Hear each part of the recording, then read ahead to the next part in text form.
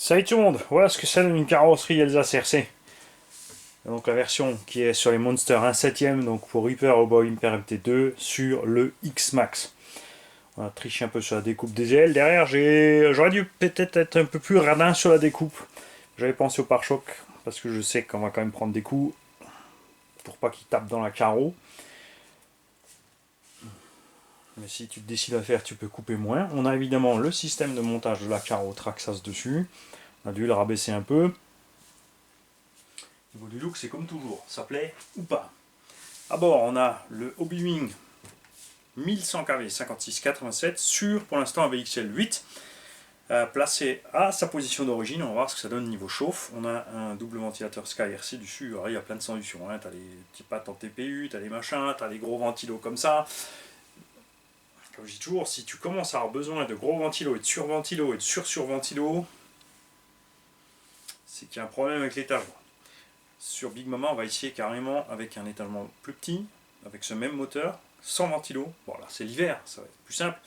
S'il en faut un petit peu en été, c'est pas grave, mais si on peut passer l'hiver sans ventilo, c'est qu'on a un setup qui est sympa, point de vue rapport puissance-consommation. Le verrou, tu vois, il fonctionne tout à fait normalement. Hein, tu glisses ton patin dedans, tu le mets sur la tourelle et tu verrouilles. C'est aussi simple que ça. Pour le mettre, il vissait là et là. J'ai pas encore fait ici parce que je vais là chauffer et le tourner à 90 degrés pour être ici sur les côtés.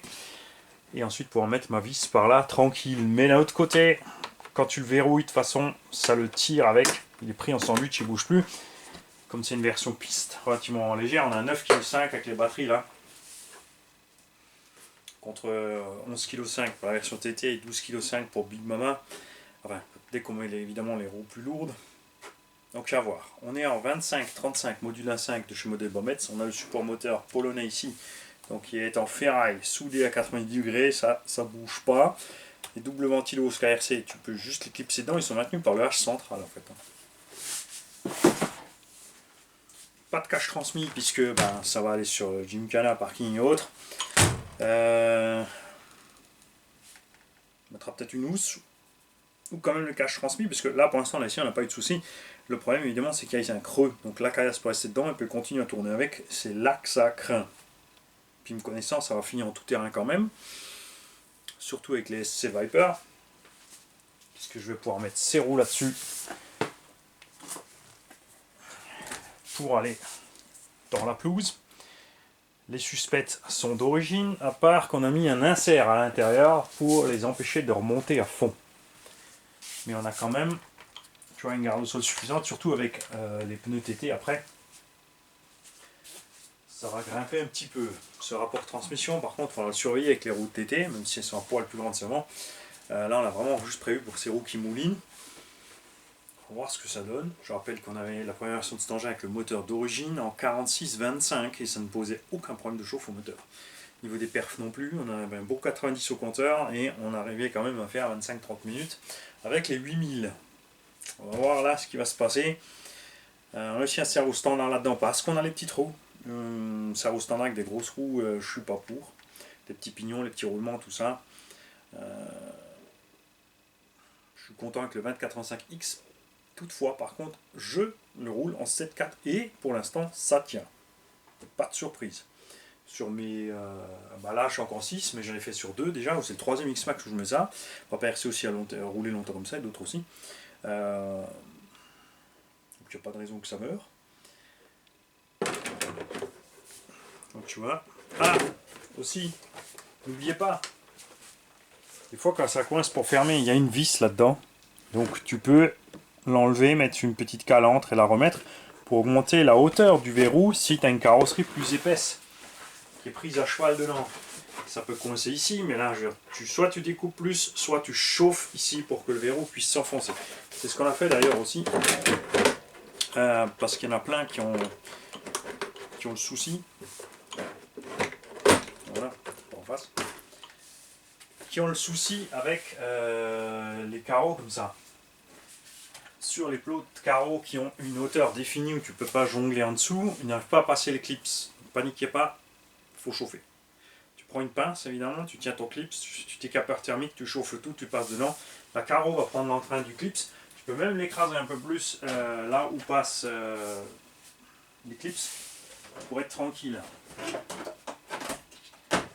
Bouge pas. Petit Achille RC qui attend son châssis.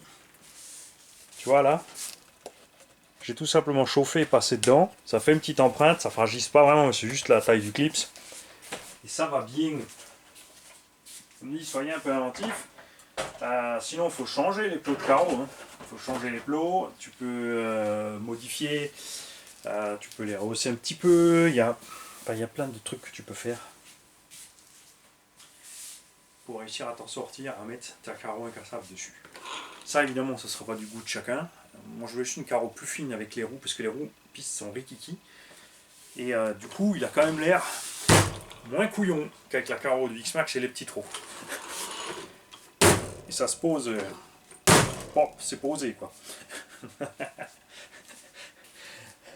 Évidemment, si tu fais ce genre de config, tu peux mettre soit des pistons avec moins de trous, soit de l'huile un peu plus dure, les ressorts aussi. Chez Traxxas, tu as tout un étagement de ressorts, je le rappelle, qui va de l'origine, je crois, l'origine c'est à peu près 1050 quelque chose, il y a 1100, 1200, 1300, je crois même qu'il y a une gamme encore un peu plus souple. Bon voilà.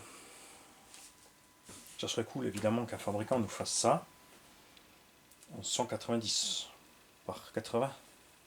Ça lui donnerait quand même un look mortel. Il y a aussi les Louise SC Pioneer, donc dans cette taille-là, ST Rocket, avec cette dureté-là, donc taille haute dehors, machin, pour les parkings dégueux, parce que les roues MCD, ça c'est les softs. On arrive à les faire tenir quand même sur X-Max en faisant patiner un peu, mais là, maintenant que les températures, là on a 0, -5 dehors, ça va commencer à être dommage. T'as beau chauffer, le problème si tu chauffes, ça va tenir le temps que c'est chaud, mais ça va refroidir, surtout sur les lignes droites. Puisqu'avant on était en 980 kV avec cet étagement, là on est en 1100, donc on gagne 120 kV, mais fois 32 volts. Donc on prend 3200 tours de plus. On verra ce que ça donne au final sur la route. Et c'est vrai que je sais très bien ce que vous pensez, il est vert. Mériterait le Castle 1100 kV à bord. Mais là, niveau surconsommation, je crois qu'on se dépasserait un petit peu. Hein, on va mettre le 800 kV en 12 pour attraper la conso. Ça en serait comme le FG Piste. Petit 120 avec 10 kg tout juste. Ouais, je vois ce que tu fais, tu essaies de me convaincre.